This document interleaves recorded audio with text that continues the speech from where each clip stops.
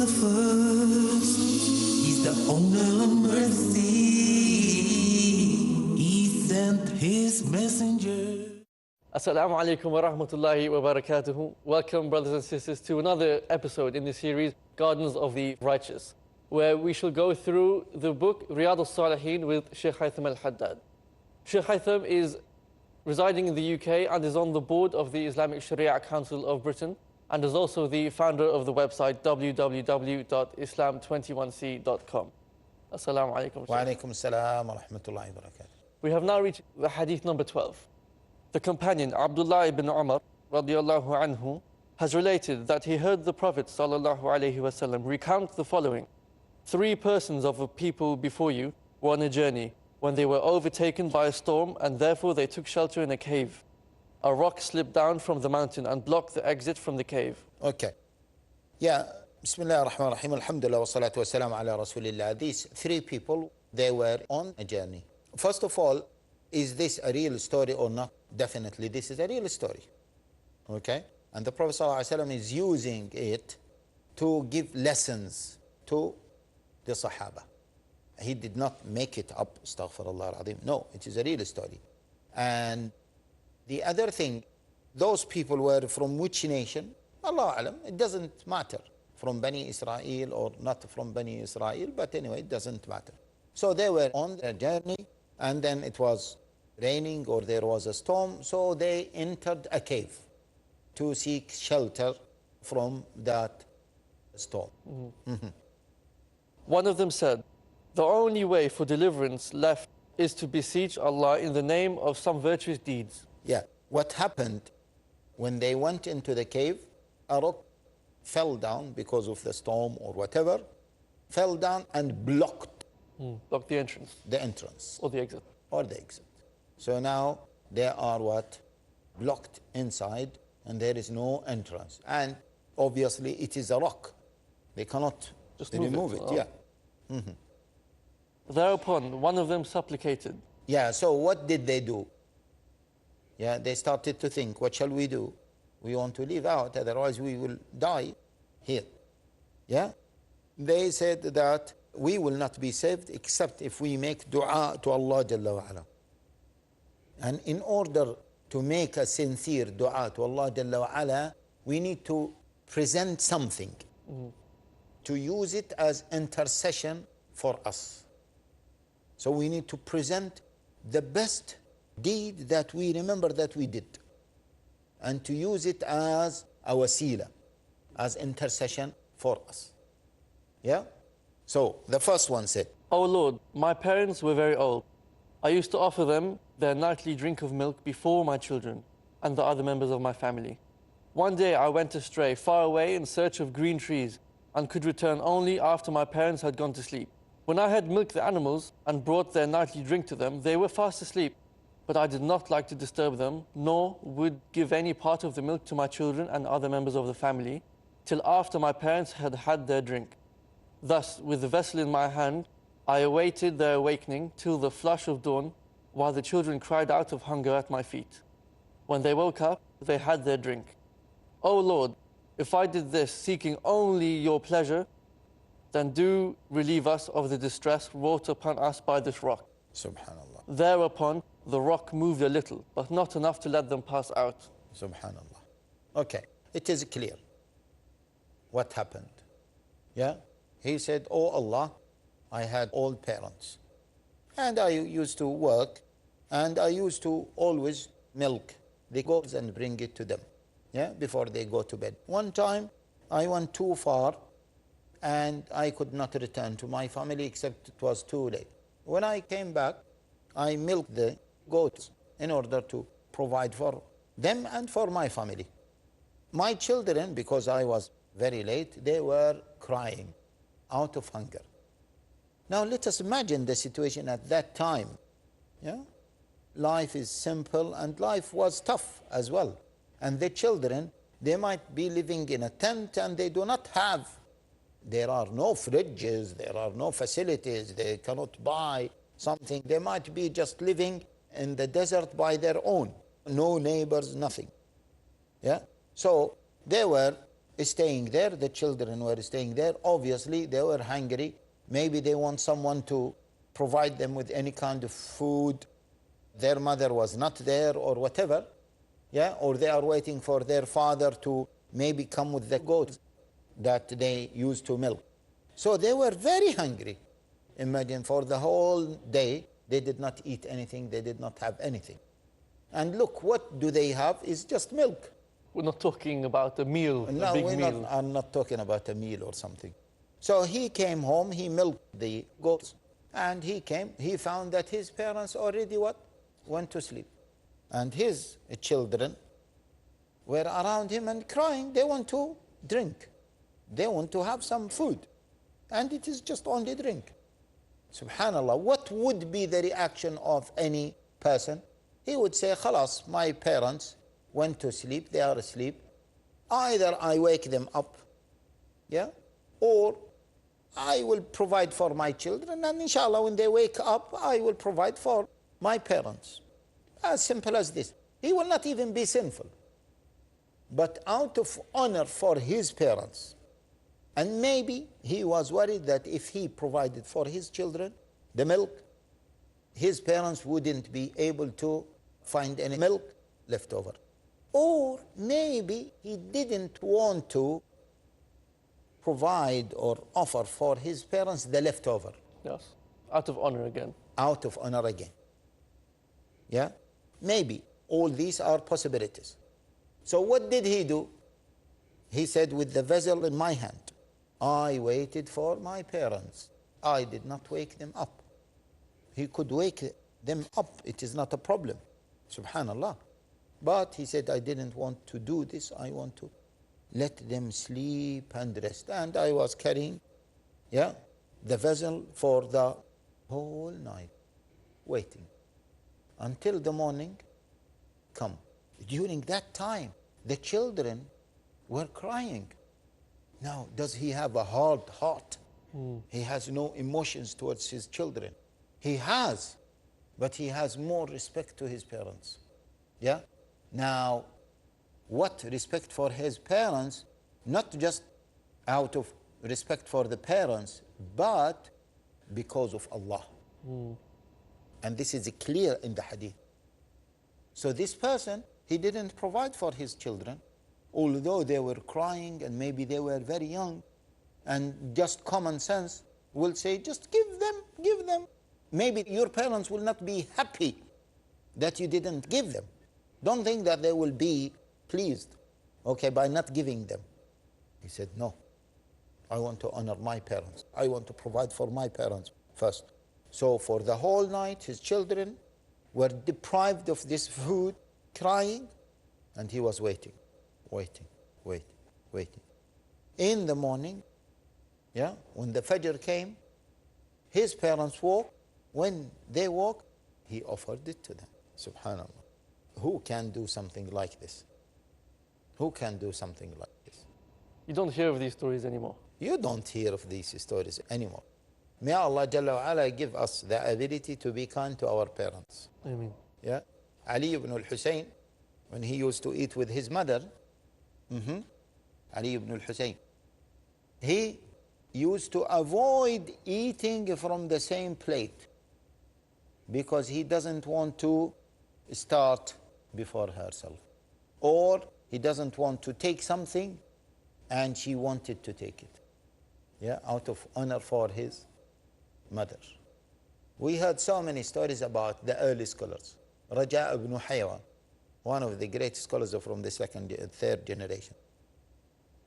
Yeah, he used to teach people, a big scholar, okay? And his mother used to come and used to say, Raja, not Sheikh, okay, his mother. Raja, have you given food for the chicken? Have you given food for the chicken? Yeah? Seeds. And what would he do? He wouldn't say, my mother, come on, I'm just teaching people, and maybe some people were traveling to attend my dars, or I'm narrating a hadith or so. He would say, oh, subhanallah, sorry, my mother. He would leave the dars and he will go, yeah, feed the chicken and then come back to please his mother. Yeah? ووصينا الإنسان بوالديه حملته أمه كرها ووضعته كرها وحمله وفصاله 30 شهرا ووصينا الإنسان بوالديه إحسانا. Number of verses. Yeah.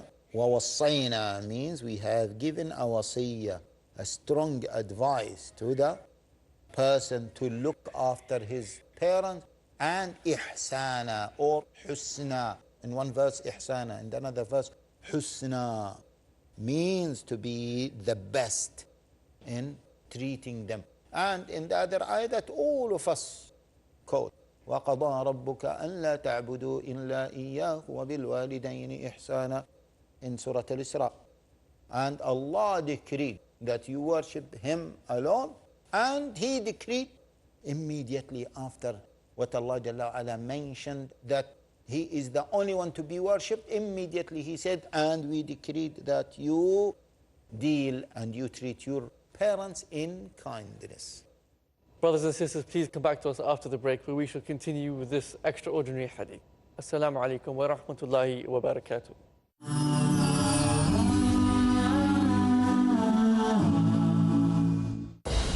أفلا يتدبرون القرآن أم على قلوب أقفالها.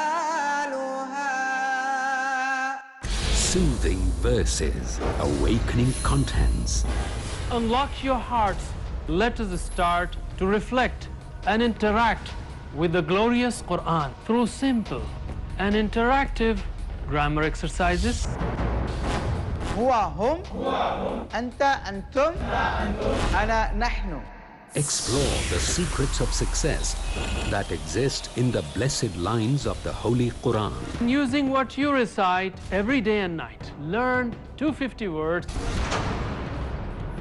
that occur 55,000 times, or 70% words of the Quran. Let's understand the Quran. Let's join Dr. Abdul Aziz Abdul Rahim in Let's Understand the Quran today at 4 p.m. and repeat telecast at 2:30 a.m. India on Peace TV. Where truth is hidden, misleading quotations create confusion. Where truth is hidden, lack of knowledge and wisdom cause upheaval and commotion. Where truth is hidden, manipulated scriptures and twisted facts emerge. This very hidden truth creates false propaganda, mayhem, chaos, disorder, and turmoil in our lives and the world order. But is there anyone with courage and wisdom?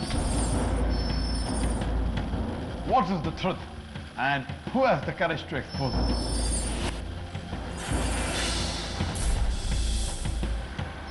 Because it's your right to know the truth.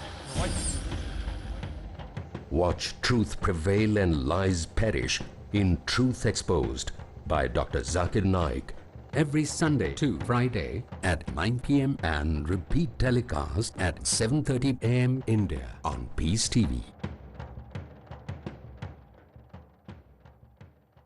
Peace TV presents. We pray to Allah subhanahu wa ta'ala that may He make this Dubai International Peace Convention larger and bigger every time. The philosophy for real peace. Listen to the words of Allah. Every word in the Quran is perfect. This is the message of Allah which He wanted us to communicate to the whole world. Pure, pragmatic, perfect. The Muslims Allah subhanahu wa ta'ala created for the humanity. Respond in a way that is best. Its basis to promote infallible teachings, righteous principles. Islam, it means peace. Worship none but Him. You will be at peace. True values. Each and every Muslim, you have to obey the commandments of Allah. To create a society free from chaos. My mission of life is peace in every home. Know the greatness of simple and successful living in Islam in Vogue. Next on Peace TV.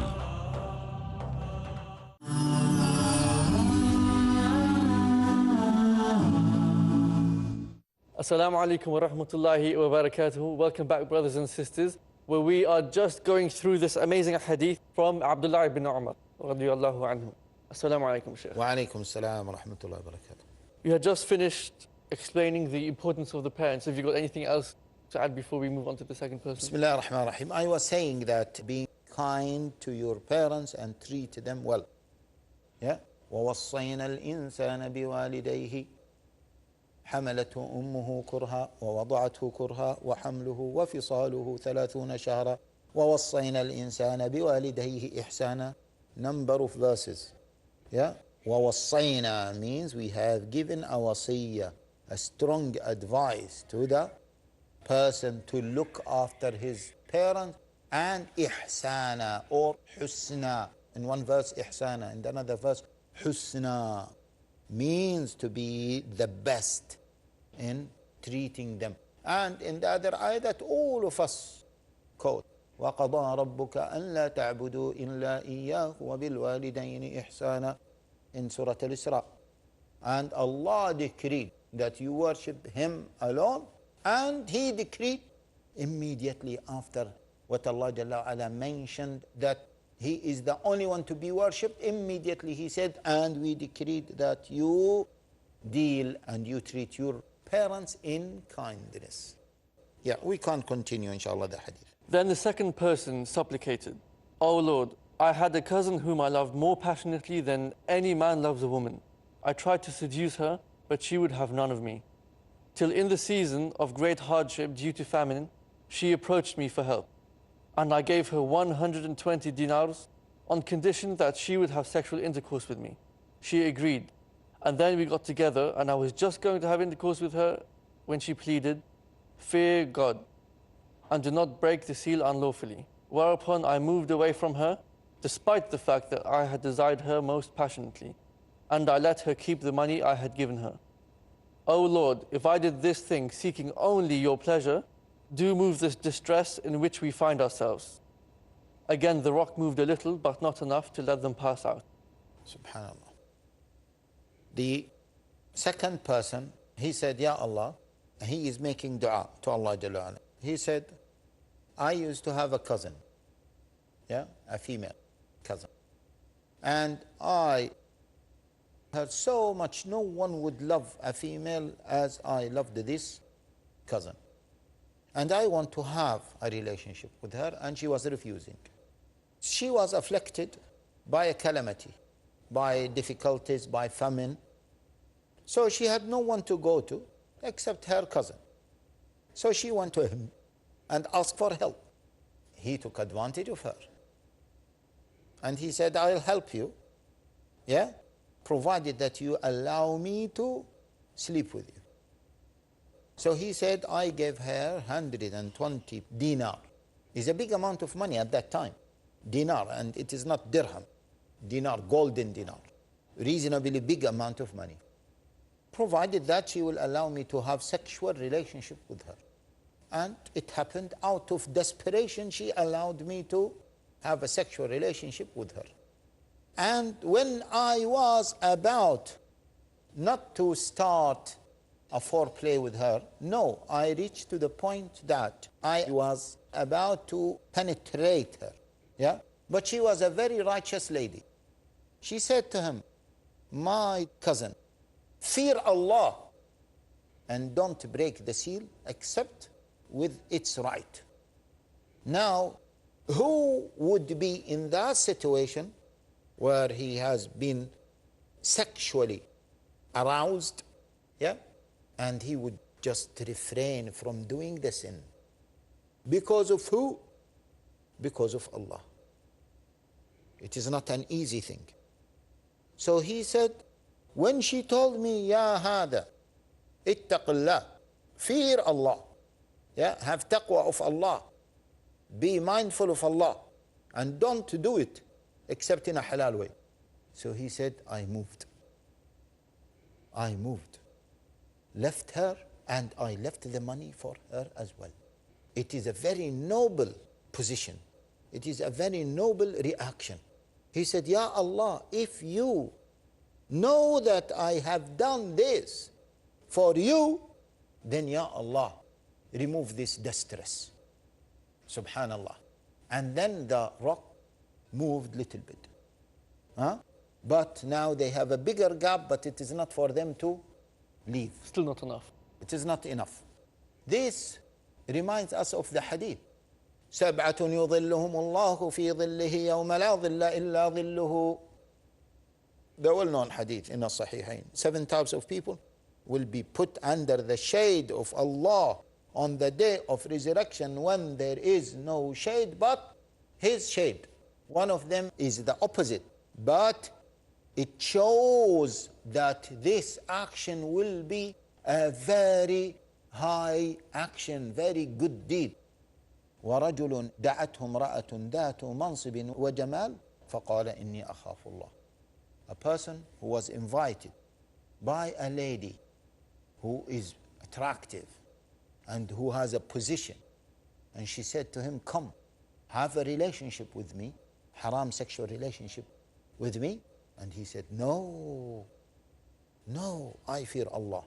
Because of this, he will be put under the shade of Allah Jalla wa Ala on the day of resurrection, when, as the Prophet ﷺ said, تَدْنُ الشَّمْسُ مِنَ الْخَلَائِقِ, when the sun comes very close to our heads. Yeah? And the sweat will be coming out and will be covering us. And some of us will be covered by the sweat until the sweat is blocked our nose so we can't breathe. Yeah? On that day when it is very hot, unbelievably hot, unbelievable, yeah, hot. On that time, Allah Jalla wa Ala will, by His shade, will shade 7 types of people. 7 types of people, maybe millions of people, but 7 categories of people. One of them is this. So this person who was in the cave, what he did is something so great. And this is, as we said previously, وَأَمَّا مَنْ خَافَ مَقَامَ رَبِّهِ وَنَهَى النَّفْسَ عَنِ الْهَوَىٰ فَإِنَّ الْجَنَّةَ هِيَ الْمَأْوَىٰ. Subhanallah. And as for the person who feared to stand before Allah Jalla wa Ala on the day of resurrection, and he stopped himself, he refrained from haram, he controlled his desire, he prohibited himself in enjoying its desire, فَإِنَّ الْجَنَّةَ هِيَ, he will have the Jannah as the final abode. So this person, he interceded to Allah Jalla wa Ala by this deed.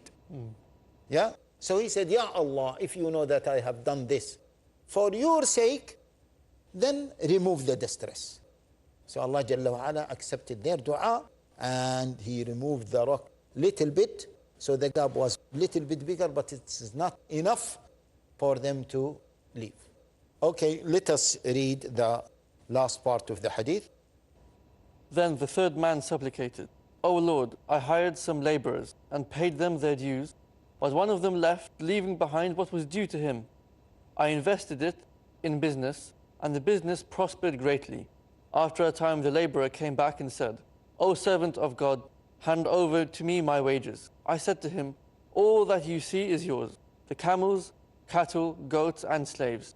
He said, don't play jokes with me, O servant of Allah. I assured him, I am not joking. So he took all of it, sparing nothing. Lord, if I did this, seeking only your pleasure, relieve us of our distress. The rock then moved away, and all the 3 came out of the cave safe and sound. Allahu Akbar. Allahu Akbar. Okay, we don't have time to discuss that story. Inshallah, hopefully, in the coming episode, we will discuss the 3rd story. And it is amazing that each story is talking about one type of good deed, completely different from the other type. So we will discuss that, and we will discuss why this hadith was mentioned in the chapter of sincerity, in the chapter of niyyah. And we will also see some other benefits mentioned in the hadith, or we will see some benefits and durus and lessons that can be taken from this hadith, insha'Allah. I guess that is the end of this episode. Jazakallah khair. Brothers and sisters, please come back in the next episode where we shall see what lessons we can take from this amazing hadith. Assalamu alaikum wa rahmatullahi wa barakatuh. He created